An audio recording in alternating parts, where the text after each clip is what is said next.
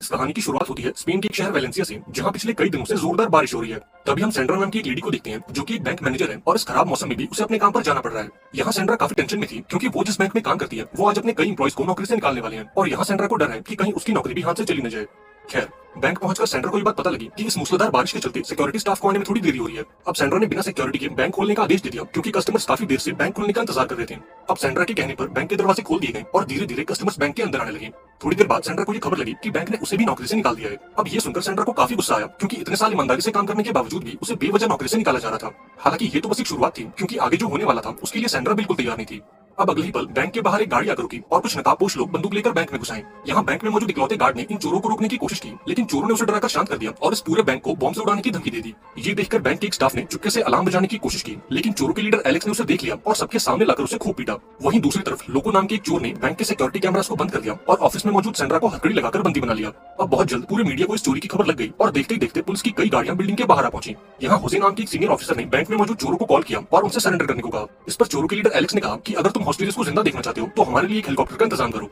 वहीं दूसरी तरफ गैलेगो नाम का एक चोर एक डिवाइस से कुछ ढूंढने की कोशिश कर रहा था और सिग्नल के मिलते ही उसने फ्लोर को काटकर एक रास्ता बना दिया। अब यहाँ ये खुलासा होता है कि असल में इन चोरों का प्लान अंडरग्राउंड टनल से भागने का है और एलेक्स ने हेलीकॉप्टर की मांग इसलिए की थी ताकि उन्हें चोरी के लिए थोड़ा टाइम मिल सके। पर यहाँ इनकी किस्मत ने साथ नहीं दिया, क्योंकि पिछले कई दिनों से हो रही बारिश के कारण ये सुरंग पानी से लबालब हो चुकी थी। अब सुरंग का ये हाल देखकर इन सभी के चेहरों का रंग उतर गया, क्योंकि बैंक से बाहर निकलने के लिए इस सुरंग के अलावा और कोई रास्ता नहीं था। अब इधर सेंड्रा ने भी इन चोरों की सारी बातें सुन ली और यहाँ उसने बैंक से बदला लेने और चोरों की मजबूरी का फायदा उठाने का फैसला किया। यहाँ सेंड्रा ने गैलेगो से कहा कि मैं तुम्हें बैंक के सबसे कीमती लॉकर का पता बता सकती हूँ, ताकि तुम उसे लूटकर ज्यादा फायदा कमा सको, लेकिन इसके बदले में तुम्हें मुझे कुछ हीरे देने होंगे। अब यहाँ गैलेगो को लगा कि शायद ये सेंड्रा की कोई चाल है, लेकिन जब गन पॉइंट पर भी उसने अपना बयान नहीं बदला तो गैलेगो को उसकी बातों पर यकीन हो गया। इसके बाद सेंड्रा ने उसे लॉकर नंबर 314 के बारे में बताया, जिसमें सोरियानो नाम के एक भ्रष्ट नेता के खिलाफ कुछ सबूत मौजूद थे और अगर ये सबूत बाहर आ गए तो इस पूरे देश में खलबली मच जाएगी, क्योंकि सोरियानो जिस पॉलिटिकल पार्टी को बिलोंग करता है वो पार्टी इस देश की सरकार चला रही है।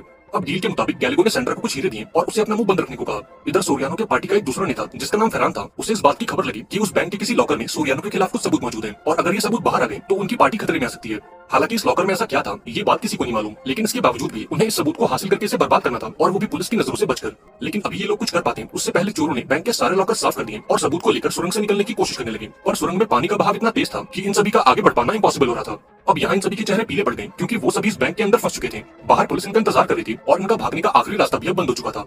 अब ना चाहकर भी ये सभी दोबारा से बैंक में आ गए और यहाँ से बाहर निकलने की कोई तरकीब लगाने लगे। लेकिन इस दौरान फरहान ने पुलिस वालों को यह ऑर्डर दे दिया कि वो सभी बैंक के अंदर जाएं और हॉस्टेजेस की परवाह किए बिना अंदर मौजूद सभी चोरों को मार डालें। वहीं दूसरी तरफ सीनियर ऑफिसर होसे को ये समझ नहीं आ रहा था कि आखिर ये पुलिस वाले किसके कहने पर अंदर जा रहे हैं, क्योंकि इस मिशन का लीडर तो वो है। और अभी ये पुलिस वाले अंदर जाते हैं उससे पहले पार्टी के एक दूसरे नेता ने इस मिशन को बीच में रोक दिया। अब यहाँ ये खुलासा होता है कि इस नेता का नाम जिमी है और इसी ने उन चोरों को बैंक के अंदर भेजा है ताकि वो उस सबूत को लेकर बाहर आ सकें और उस सबूत के दम पर ये अपनी पॉलिटिकल पार्टी को ब्लैकमेल कर सके।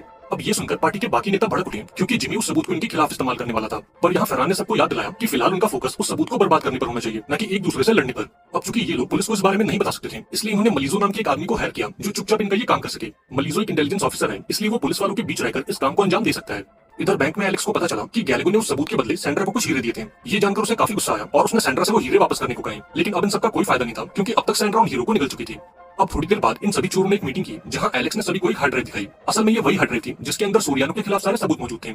यहाँ एलेक्स सभी से कहता है कि ये हार्ड ड्राइव हमारे यहाँ से निकलने का आखिरी रास्ता है, क्योंकि जब तक हमारे पास ये हार्ड ड्राइव है तब तक पुलिस बैंक के अंदर तो नहीं आएगी। लेकिन बदकिस्मती से इन चोरों की गैंग में एक गधा भी मौजूद था और उस गधे का नाम था लोको। अब यहाँ लोको को उस हार्ड ड्राइव में मौजूद सबूत को देखने की खुजली होने लगी और इसलिए उसने इस हार्ड ड्राइव को कंप्यूटर से कनेक्ट कर दिया, लेकिन गलत पासवर्ड डालने के चलते हार्ड ड्राइव में मौजूद सारा डेटा डिलीट हो गया और इस डेटा के साथ साथ इनके बाहर निकलने की आखिरी उम्मीद भी डिलीट हो गई।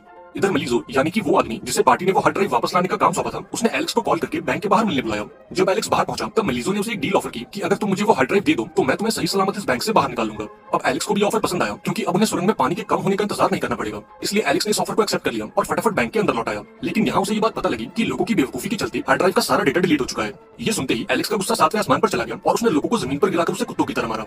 अब यहाँ इनके पास कोई और चारा नहीं था, इसलिए इन लोगों ने ये खाली हार्ड ड्राइव मलीजो को सौंपने का फैसला किया। अब प्लान के मुताबिक ये सभी हार्ड ड्राइव लेकर बैंक के गेट तक पहुंचे, जहाँ मलीजो की टीम पहले से इनका इंतजार कर रही थी। हालांकि ये लोग मलीजो के ही थे, लेकिन इनके बर्ताव को देखकर लोगों को इन पर शक होने लगा। यहाँ लोगों को समझ गया कि मलीजो उन्हें मारकर उनसे वो हार्ड ड्राइव हथियाना चाहता है। अब देखते ही देखते इन दोनों ग्रुप्स के बीच मुठभेड़ हो गई और इन चोरों को जान बचाकर बैंक के अंदर आना पड़ा। यहाँ एलेक्स ने मलीजो को कॉल किया और इस धोखे के बदले उसे 300 गालियां दी। इस पर मलीजो ने कहा कि तुम सभी बहुत ही बुरी तरह से फंस चुके हो और अब सरेंडर करने के अलावा तुम्हारे पास और कोई चारा नहीं है। अब यहाँ इन चोरों को एहसास होता है कि ये सभी कितनी बड़ी मुसीबत में फंस चुके हैं। ये लोग कोई प्रोफेशनल चोर नहीं थे, बल्कि किसी न किसी मजबूरी के चलते इन्हें ये काम करना पड़ रहा था और ये इन बेचारों की पहली चोरी थी। अब यहाँ गैलेगो ने अपना दिमाग लगाया और एलेक्स को समझाया कि वो हार्ड ड्राइव खाली है, ये बात हमारे अलावा और कोई नहीं जानता। और मलीजो को भी यही लगता है कि हार्ड ड्राइव में वो सारा डेटा अभी मौजूद है, इसलिए हम उसकी इस गलत फैमिली का फायदा उठाएंगे और यहाँ से निकलने का कुछ इंतजाम करेंगे। अब एलेक्स को भी गैलेगो की बात सही लगी और उसने फौरन मलीजो को फोन मिला दिया। यहाँ उसने मलीजो से कहा कि अगले आधे घंटे में अगर फरहान उनसे मिलने नहीं आया तो वो हार्ड ड्राइव का सारा डेटा हॉस्टेजेस के फोन में ट्रांसफर कर देंगे और उन सारे सबूतों को पब्लिक कर देंगे। अब एलेक्स की ये धमकी सुनकर मलीजो की तो मानो सांस अटक गई और उसे ना चाहकर भी एलेक्स और फरहान की मीटिंग फिक्स करनी पड़ी। अब इनकी इस बातचीत को सीनियर ऑफिसर होसे ने भी सुन लिया और इस कॉन्वर्सेशन में उसने सोरियानो का नाम सुना। अब थोड़ी रिसर्च के बाद होसे को ये बात पता लगी कि सोरियानो रूलिंग पार्टी का एक नेता है जिसे आज से कई साल पहले एक मर्डर के इल्जाम में गिरफ्तार किया गया था, लेकिन जांच के दौरान पुलिस को उसके खिलाफ कोई सबूत नहीं मिले, इसलिए कोर्ट ने उसे बेगुनाह मानकर उसकी पूरी सजा माफ कर दी।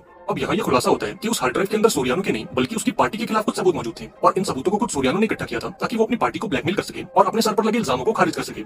अब जब फरहान चोरों से मिलने पहुंचा तब एलेक्स ने उससे एक बस की मांग की ताकि वो एयरपोर्ट तक पहुंचकर इस कंट्री से बाहर भाग सके। यहाँ फरहान ने इनकी सारी शर्तों को मान लिया, लेकिन बदले में उसने हार्ड ड्राइव में मौजूद वीडियोस को देखने की इच्छा जताई। लेकिन जब काफी रिक्वेस्ट के बाद भी एलेक्स वीडियो दिखाने के लिए राजी नहीं हुआ तो फरहान को उस पर शक होने लगा, लेकिन जब तक वो हार्ड ड्राइव एलेक्स के पास थी तब तक वो कोई रिस्क नहीं ले सकता था। इधर मलीजो ने इन चोरों के लिए एक बस का इंतजाम किया ताकि वो उन्हें एयरपोर्ट तक पहुंचा सके, पर असल में उसका प्लान तो कुछ और ही था। मलीजो ने बड़ी चालाकी से बस के नीचे एक बॉम्ब लगा दिया ताकि वो धमाका करके इन चोरों को बीच रास्ते में ही मार दे और इन चोरों के साथ साथ वो हार्ड ड्राइव भी नष्ट हो जाए। हालांकि गैलेगो को मलीजो पर बिल्कुल यकीन नहीं था क्योंकि वो पहले भी इन्हें धोखा दे चुका है और इस बात को हजम करना भी मुश्किल है कि मलीजो उन्हें इतनी आसानी से भागने देगा। इस पर एलेक्स गैलेगो से कहता है कि जब तक हमारे पास वो हार्ड ड्राइव है तब तक वो लोग हमारा कुछ नहीं बिगाड़ सकते, लेकिन इनकी खराब किस्मत। इधर फरहान के एक जासूस ने उसे खबर दे दी कि चोरों के पास जो हार्ड ड्राइव है उसका सारा डेटा डिलीट हो चुका है और एलेक्स ने उन सभी को बेवकूफ बनाया है। ये जानकर फरहान गुस्से से लाल हो गया और फौरन मलीजो को इसकी खबर दे दी, लेकिन इस गुस्से के चलते वो भूल गया कि सीनियर ऑफिसर होसे भी वहीं मौजूद है। अब इतनी बड़ी गलती के लिए मलीजो को फरहान पर काफी गुस्सा आया और उसने फरहान को एक कोने में ले जाकर उसे खूब गालियां बकी, लेकिन अब इन सबका कोई फायदा नहीं था क्योंकि इधर चोरों ने बैंक से निकलना शुरू कर दिया था और अब अगले कुछ ही पलों में वहाँ एक जोरदार धमाका होने वाला था। पर तभी बैंक की गेट पर खलबली मच गई और चोरों ने अपने चेहरे से मास्क हटाना शुरू कर दिया।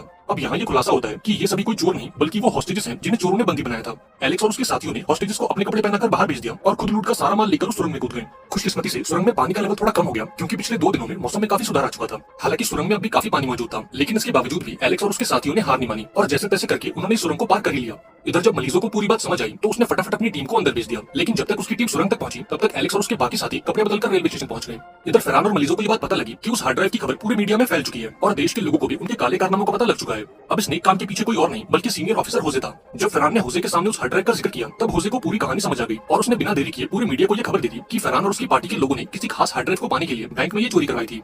वहीं दूसरी तरफ एलेक्स और उसके बाकी साथियों ने लूट का माल आपस में बांट लिया और अपने अपने रास्तों पर निकल पड़े। इन सभी के चेहरों पर एक बड़ी सी मुस्कान थी क्योंकि ये जानते थे कि जब तक इनके पास वो हार्ड ड्राइव है तब तक कोई इनका बाल भी बाका नहीं कर